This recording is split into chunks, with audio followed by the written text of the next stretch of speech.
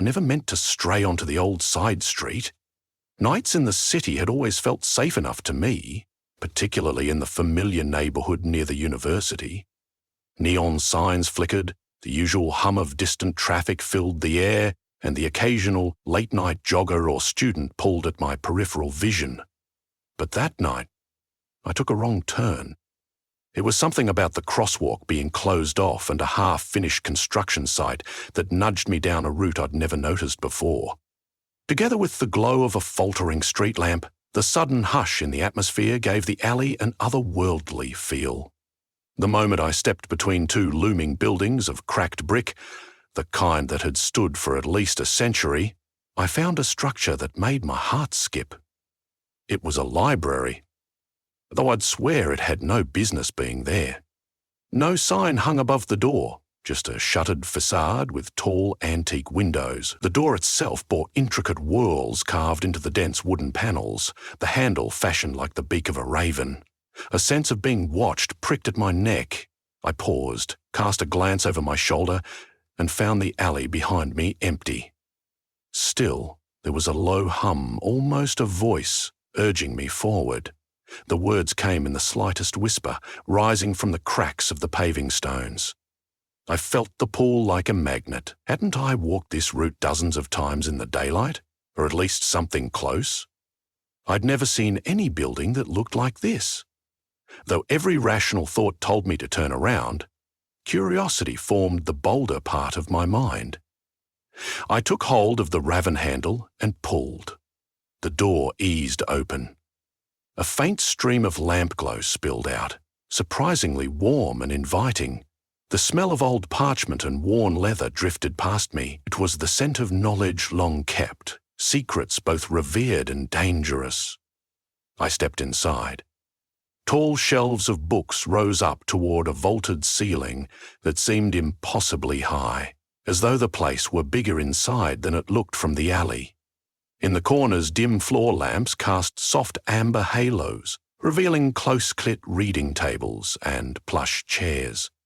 A picture of comfort, if not for the tickling sense of trespass that wouldn't go away. My skin prickled. Was I really meant to be here? I wandered down the nearest row. Something about the hush in the library felt alive. Time itself seemed to slow, as if the air thickened around me. With careful fingers, I ran a hand along the spines of old tomes. Most bore no titles on their bindings, but had cryptic symbols pressed into the leather. I stopped at one such symbol, a crescent moon flanked by ink-black wings. Feeling a subtle vibration beneath my fingertips, the book practically hummed with significance. In the background, I could have sworn I heard faint whispers, as though the library wanted to speak to me. Then, I caught movement at the end of the row. A figure stood there, head topped by a neat little hat, wearing an antiquated blouse and calf-length skirt. She was thin, slightly hunched but graceful in her posture. The librarian, I supposed. Her gaze rested upon me with an odd sort of familiarity, as though she expected me. "You're here late," she said softly, her voice echoing in a room that didn't seem to favor echoes. "But ours is a library for the curious. Knowledge doesn't judge the time." Her eyes had an unusual gleam, a mix of welcome and warning. I found myself helplessly intrigued. Before I could speak, she gestured for me to follow. Together, we walked through a labyrinth of shelves that grew taller and darker as we went. The hush was so profound, my heartbeat resounded in my ears. At last, the librarian led me to a desk in a wide reading area, topped with a small lamp. She motioned for me to sit. "You must have questions," she said, settling across from me. "This place emerges after sundown. It seeks out those who carry questions they can't answer elsewhere." "Tell me, what do you seek?" I stammered, unsure. My head spun with questions about the library itself, about why it beckoned me. Yet her gaze suggested I should have something more pressing in my life, something that kept me awake, a question gnawing at my sanity. I recalled a puzzle I'd been wrestling with since my junior year, an old letter from my grandmother alluding to a secret that ran deep in our family. I'm looking for information, I said. My grandmother hinted we had some unique heritage, knowledge that was lost a long time ago. I sat straighter, surprised that I was talking so openly. It sounds strange, but I want to know what she wanted me to find out. The librarian nodded as though she'd heard 1,000 such requests. Family secrets have power, she replied. Then, leaning forward, she whispered, You must know the rules. This library doesn't part with knowledge freely. Whatever you learn, you'll pay for, in ways you don't yet understand. She pulled a skeletal key from a chain around her neck. Its shaft was twisted, almost organic in appearance, as though grown instead of forged. Isel 13, she said, placing the key on the desk. Look for a book titled Unspoken Voices of Bloodlines. Its spine bears that same crescents and wing symbol you touched. It might have what you need. Uncertain if I was in a dream or a haunted reality, I nodded and took the key. I found Isle 13 easily enough, though the numbers on the shelves were in an odd script. The deeper I ventured, the more distant the lamplight seemed. My phone's flashlight flickered with an eerie glow. Shelves packed with dusty volumes loomed on either side, and the space between them grew narrower with every step.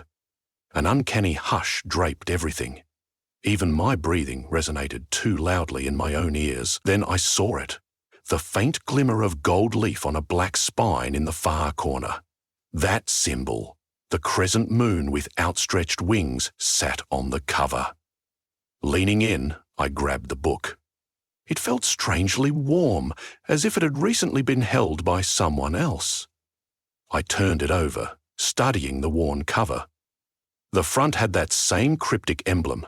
The back was blank except for a swirling pattern pressed into the leather that reminded me of swirling clouds. When I opened it, a rush of air brushed softly across my cheeks, like a sigh.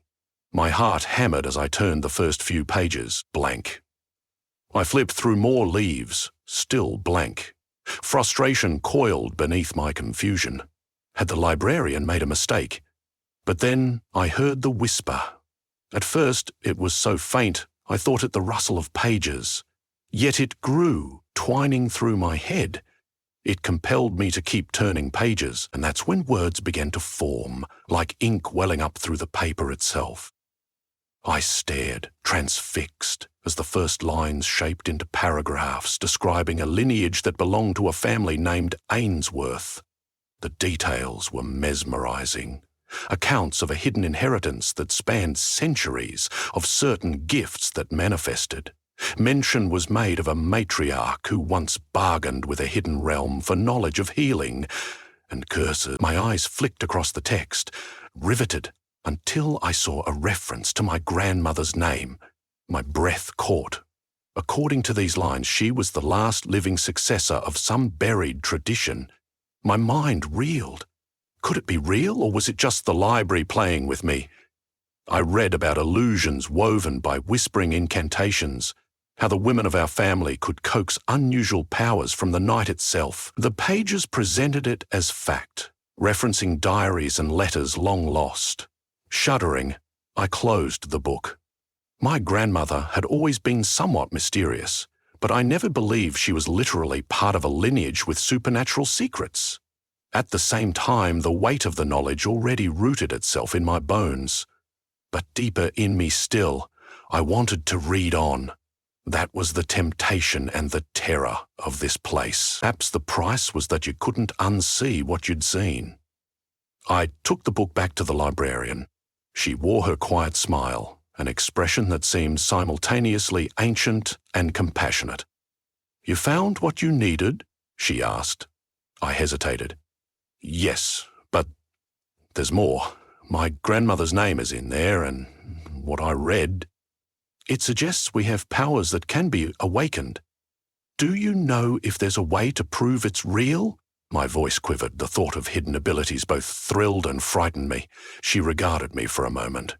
"The library offers only pieces of the puzzle," she replied, her voice as gentle as ever. "To prove it to yourself, you must step through the door it opens. But be warned, knowledge exacts a toll. This place grants glimpses of the occult, insights into curses or blessings. If you choose to accept it, you walk a dangerous line. Her quiet statement held no malice, only sincerity. My curiosity had already overcome any caution. With a soft nod, I said, "I need to know more." That was enough for her. She rose from her chair, guiding me deeper between the shelves. We came upon a hidden reading nook tucked behind a curtain of burgundy velvet. A single standing lamp shed a pale yellow glow over a small table. Positioned on that table, beneath a glass dome, lay a scroll sealed with a broken wax stamp. The librarian removed the dome with deft care. "This," she said, "is the oath, scribed by your ancestor. She offered the family's devotion to unlocking hidden truths so you might all share in them. But the vow was never fully repaid." Small lines of text, written in looping calligraphy, drifted across the parchment. A sense of gravity weighed me down, as though each letter pressed on my chest. I could almost feel centuries of hope and regret bound up in this battered old scroll.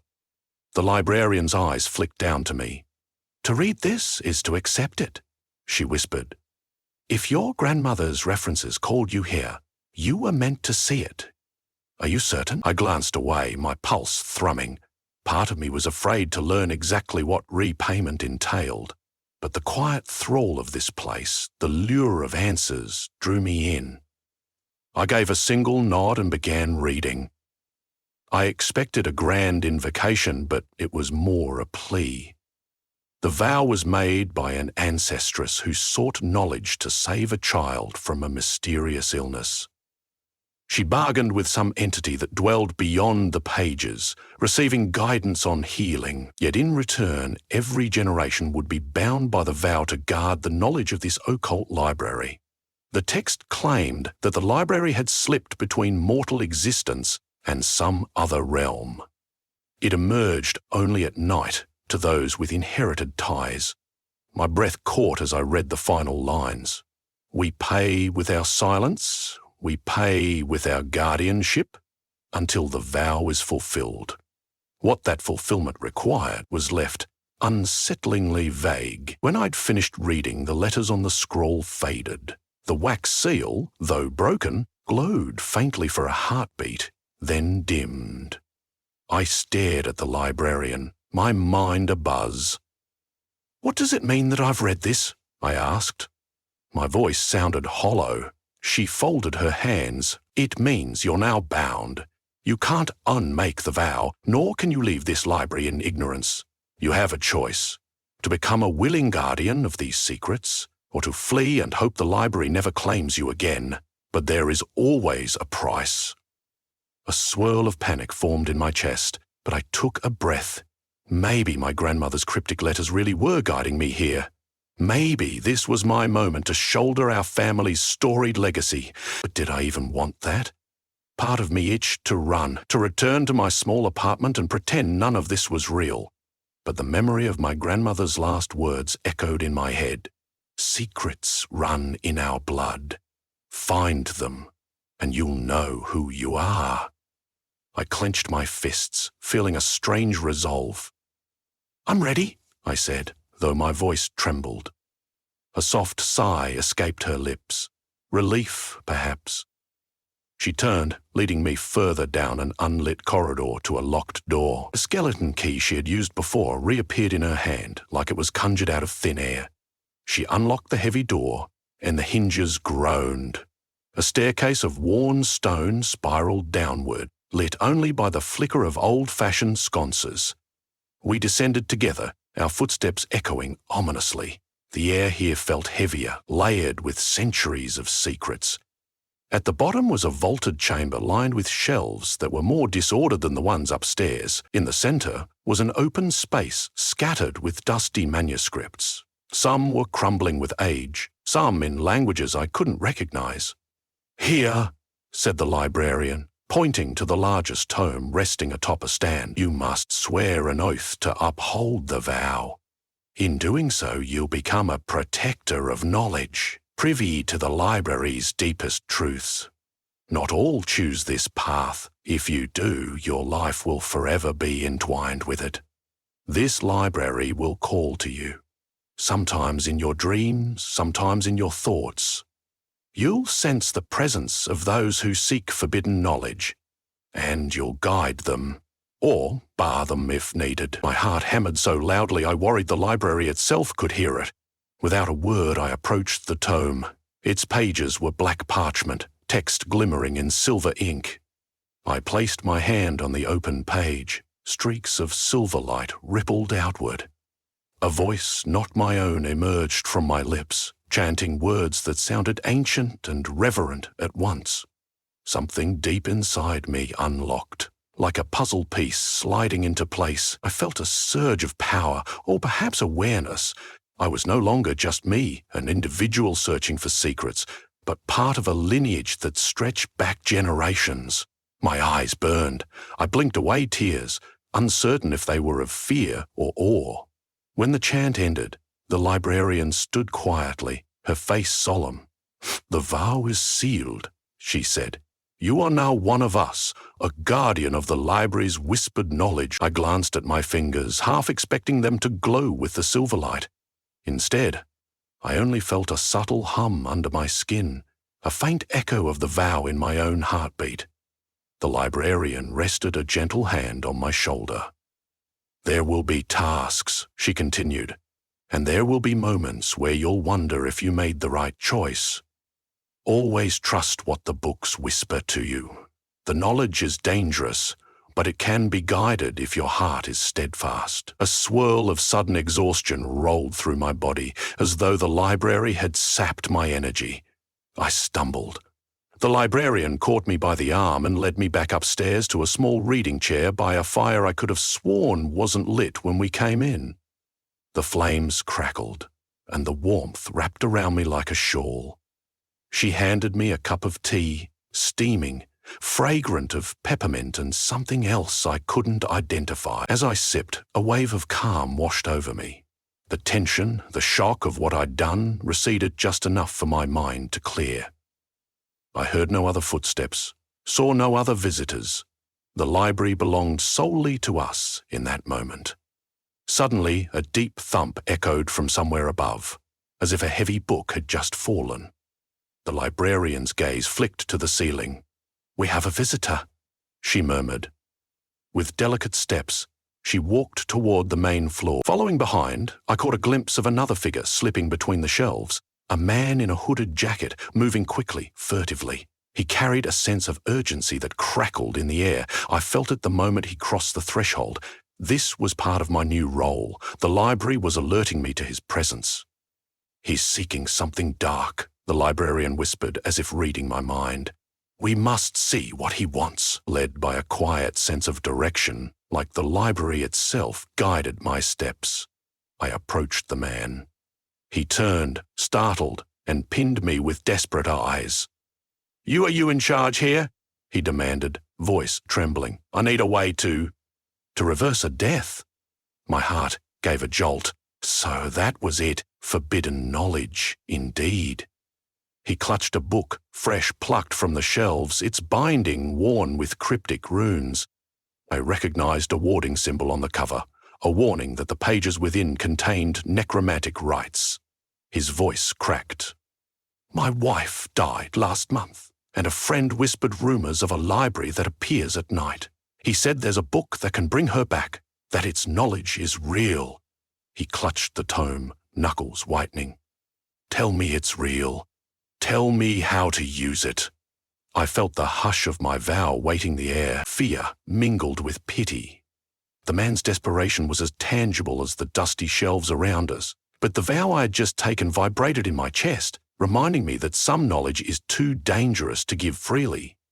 Careful, I laid a hand on the book's cover. The runes seemed to glow for a moment, reacting to my new guardianship. "This ritual, it carries a price," I said softly. "It may bring her back in body, but it won't be the same soul you remember." He closed his eyes. Pain etched on his face. I saw the war in him, love wrestling with fear of the unknown. He shook his head. tears welling up. "I'll pay anything," he pleaded. "I can't lose her, not again." I felt the library's presence swirl around us. In that strange hush, I understood something akin to sorrow emanating from the walls themselves. The knowledge existed, yes, but it was not pure, not benevolent. The vow's caution whispered. If I helped him, the outcome could damn him or unleash something foul. "I'm sorry," I breathed. "I can't let you do this." The vow demanded guardians protect people from knowledge that devours souls. The man jerked the book away, rage twisting his features. "Don't tell me I came here for nothing," he roared, voice cracking in sorrow. "This is my only chance." The librarian's footsteps rustled behind me, calm but resolute. "Sir," she said gently, "some knowledge is a poison disguised as a cure. Your friend misled you to think you could find an easy fix. Nothing that stirs the dead can lead to life. The library only offers truths, and the truth is that death must be respected." The man's anger boiled. His hand darted into his jacket, emerging with a small blade, as though threatening us, or himself, maybe both, in his desperation. My pulse spiked. With that single motion, the library responded. The lights flickered, and a swell of whispering voices rose from the shelves. The man paused, unsettled by the presence closing in around him. I felt a flutter of power tingle through my fingertips. Was this the magic I'd read about? Shaken or not, he pressed forward, brandishing the blade. "I won't leave here without the ritual," he insisted, my heart hammered. The vow guided me. I lifted my hand, palm outward. Heat rushed up my arm, then a pulse of cold air battered him back. He staggered into a shelf, books toppling around him. Panic filled his eyes. I realized it was me who had done that, some latent ability awakened by the vow. The library seemed to support me, shifting the air around us, swirling the pages of the fallen tome so he couldn't reclaim it. The man bolted to his feet, frantic, and fled the library. The front door slammed, leaving only the echo of his footsteps in the alley. I stood there, trembling, unsure if I'd done the right thing or if I had just redirected tragedy. The librarian bent down, picking up the discarded necromantic tome. She brushed dust from its cover. "You did what you had to," she said. "We serve the library, but also the greater good. You protected him from a choice that would have destroyed him, and others as well." I nodded slowly, though guilt and relief tangled in my chest. This place was not just about gleaning secrets for oneself. It demanded judgment, compassion, the ability to say no. She carried the tome back to its shelf, whispering under her breath in a language I didn't recognize, likely sealing it from prying hands. Then she turned to me, gaze warm. "You'll have more nights like this," she said. "Sometimes the right thing won't be so obvious, but the library trusts you. And you must trust yourself." I glanced around at the labyrinth of shelves, the flickering lights, the hush that felt like 1,000 eyes. I was bound to it now. For better or worse, I had become a guardian, continuing a debt owed generations ago. My eyelids felt heavy, a bone-deep weariness settling in. The librarian guided me back to the main entrance. She handed me one last book. It was small, a journal with no title. "For your notes," she said. "The vow opens many doors. Write down what you learn, your doubts, your triumphs. In time, you'll come to see the pattern." Pressing the journal to my chest, I nodded. Somehow, I knew I wouldn't remember each detail of the night by morning. The library would let me recall only what I truly needed. With a gentle push, she opened the door. The city's alley stretched before me. A breeze cut across my face, chasing away the musty warmth of the library. I inhaled, stepping out into the night. The door closed softly behind me. When I turned to look, the building was gone. No sign of the wooden facade or the raven-shaped door handle. I stood there, staring at a graffiti-laden brick wall, my mind reeling from the disappearance, yet another proof that this library belonged to a realm both within and beyond the city's streets. I made my way home in a daze. I clutched the journal, half expecting it to vanish like everything else. But it stayed solid in my arms, a quiet promise that at least part of this was real. Back in my cramped apartment, I wrote down every memory I could recall, from the first whisper in the alley to the swirl of power that repelled the desperate man. My hand trembled the whole time, but I kept writing. When I finally slumped into bed, my mind buzzed with the sense that my life had forever changed. Sleep claimed me, but not gently. My dreams were full of flickering images, shelves that reached up into starlit heights, librarians from centuries past, turning pages with haunted expressions, half-glimpsed apparitions that whispered warnings. One face stood out above all. The librarian I'd met, her pale eyes and aged grace hinting at how many nights she had guided lost souls. And somewhere in the dream I saw my grandmother, smiling at me in approval. I tried to speak to her, but I woke with the dawn before I could form words, the echoes of that library smile lingering behind my eyelids. Morning sunlight bathed my room. Groggy, I sat up and rubbed my eyes. For a wild moment, I questioned if it had all been a nightmare. A quick glance at my cluttered desk banished that doubt. The little journal sat there, the first few pages filled with my rushed handwriting, notes of a vow, and a library that only emerged at night. My heart fluttered. Whatever had happened was stark reality, and I now carried the legacy of an entire bloodline. Standing by the window, I watched the city begin its daily hustle below. All trucks and shouting vendors, oblivious to the dark wonders that lurked after sundown. A quiet strength bloomed in me. I had inherited a role, a strange duty that would push me beyond anything I'd ever known. This city might look mundane by day, but when darkness fell, the library would whisper, calling seekers who longed for knowledge, and I would be there, waiting to guide them toward truths or bar them from stepping too far into shadows they couldn't handle. I closed my eyes, feeling the vow thrum in time with my heartbeat. By nightfall, the library would reappear to me, or, more precisely, I would find it, drawn like a moth to a lamp. Others, lost in their own midnight yearnings, might stumble onto the same path.